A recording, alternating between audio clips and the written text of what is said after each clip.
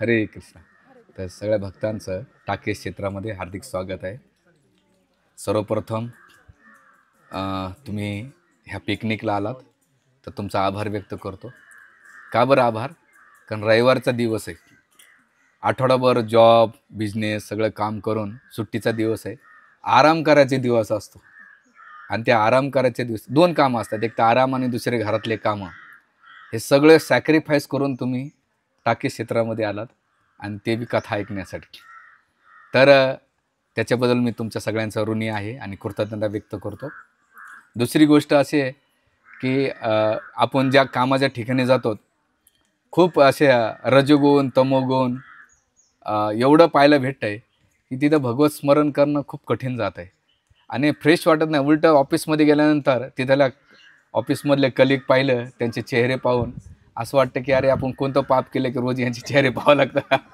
हां, तर अशा याच्यातून हे जे पिकनिक आहे याला दोन्ही पिकनिक होतात.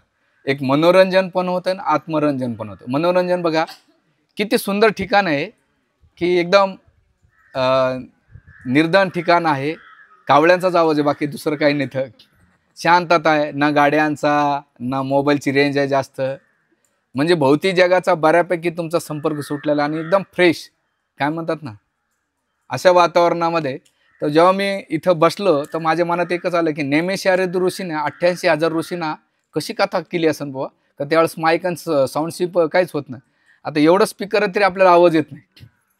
तर त्या टायमाला कशी कथा केली असेल. 88,000 ऋषी सुद गोस्वामी कथा करायचे आणि सौनकादी ऋषी प्रश्न विचारायचे. तर अशा ठिकाणी आपल्याला दोन्ही गोष्टी भेटतात आणि थोडं फ्रेश पण वाटतंय. आणि म्हणून आता आजकाल लोक पिकनिक किंवा रिसॉर्टला जातात. रिसॉर्टला जाऊन काय करतात, इंद्रतृप्ती करतात, नको त्या गोष्टी करतात.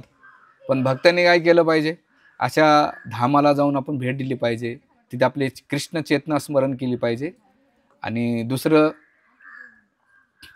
दुसरं म्हणजे काय, कृष्ण चेतना तर जागृत होती, पण आपल्याला जे फ्रेश पाहिजे, आठवड्यातला जो सीन असतो आपल्या कामाचा वर्कच्या ठिकाणचा, ते सगळं आपल्या निघून जातं. म्हणून अशा कार्यक्रमात आपण ह्या पिकनिकला व्हिजिट केली पाहिजे आणि आपला उत्साह वाढवला पाहिजे अध्यात्मामध्ये. आणि विशेष करून तुम्हा सगळ्या महिला मंडळाला महिला दिनाच्या हार्दिक शुभेच्छा. का बरं महिला? कारण की शक्ती आहे. शक्ती आणि शक्तिमानला वेगळं नाही करू. जसं सूर्य आणि सूर्यप्रकाशाला वेगळं नाही करू शकत, तसंच भगवंताने स्त्री हे जे पात्र दिलेले आहे ते आध्यात्मिक जीवनात आणि भौतिक जीवनात खूप महत्त्वाची भूमिका निभवते. जसं काल मी एक स्टेटस बघत होतो, मला खूप आवडलं. एक स्त्री म्हणजे आई, पत्नी, बहीण, त्याच्यानंतर मैत्रीण किंवा असे कितीतरी रोल निभवती. आणि ह्या सगळ्या रोलामध्ये तिचा केंद्रबिंदू कोण असतो? मनुष्य असतो. आणि ती आपल्यासाठी सॅक्रिफाईस किंवा त्याग करते, बलिदान देते. म्हणून आणि विशेष करून परमपूज्य राधानाथ महाराजाला एकदा प्रश्न विचारला होता की महाराज, प्रत्येक पुरुषाच्या मागे एक स्त्री असते, मग तो राजकारणी असो, क्रिकेटपटू असो, किंवा एखादा सेलिब्रिटी असो, किंवा एखादा सायंटिस्ट असो, तुमच्या मागं ब्रह्मचारी आणि संन्यासाच्या मागं कोणा स्त्रीचा हात असतो? हा प्रश्न महाराजाला विचारला होता. महाराजांना न विचार करता महाराज म्हटले, माझ्या मागं संन्यासी आणि ब्रह्मचार्याच्या मागे एकच हात असतो, तो म्हणजे राधाराणीचा असतो. हां, म्हणजे येऊन ब्रह्मचारी संन्यासी जरी असेल तर माताजी लोकांचा आशीर्वाद हा खूप महत्त्वाचा असतो. म्हणून आम्हाला पहिल्या दिवशी सांगितलं जात आहे, कधीच माताजींच्या प्रती अपराध नाही करायचं. त्यांचे जेवढे आशीर्वाद घेता तेवढं तुम्ही लॉंग टाईम टिकता. जेवढं क्रिटिसिझम करता तेवढं तुमची वाट लागून जाईल, हे पहिल्या दिवशी सांगितलेलं आहे. कारण की शास्त्रामध्ये दोन्ही बाजू अशा कडक बोललेल्या आहेत. मग मनुष्य जेव्हा शास्त्र ऐकतो तर तो तसा दृष्टिकोन बनवतो. पण शास्त्र काय सांगतोय, अग्नी चटका देते, अग्नीचं स्वरूप सांगितलेलं आहे.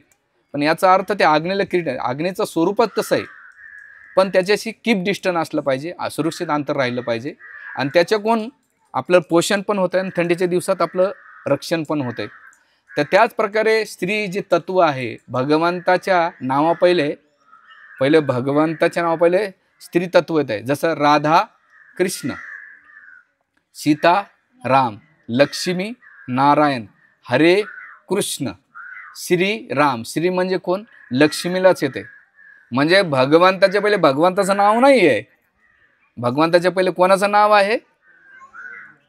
राधा. भगवंताची अंतर आहे. जसं सूर्य म्हणतात सूर्य निघाला, तुम्हाला कसं काय कळतो सूर्य निघाला? जेव्हा सूर्यप्रकाशाचे पहिले किरण येतात, ते किरण आल्यानंतर तुम्हाला कळतं सूर्य. तसं जी किरण आहेत ती म्हणजे शक्ती आहे, आणि जे सूर्य आहे तो शक्तिमान आहे. तसं यांना आपण वेगळं नाही करू. जसं अग्नीपासून उष्णता वेगळं करू शकत नाही, तसं हे जे स्त्री तत्व आहे, स्त्री आणि पुरुष तत्व, यांना आपण वेगळं नाही करू शकत. म्हणून हे महत्त्वाचं तत्व आपण आज समजून या. म्हणून आज ह्या ठिकाणी अतिशय रम्य आणि सुंदर ठिकाण आहे. ह्याला टाकेद म्हटलं जाते. याची कथा सुरुवात होती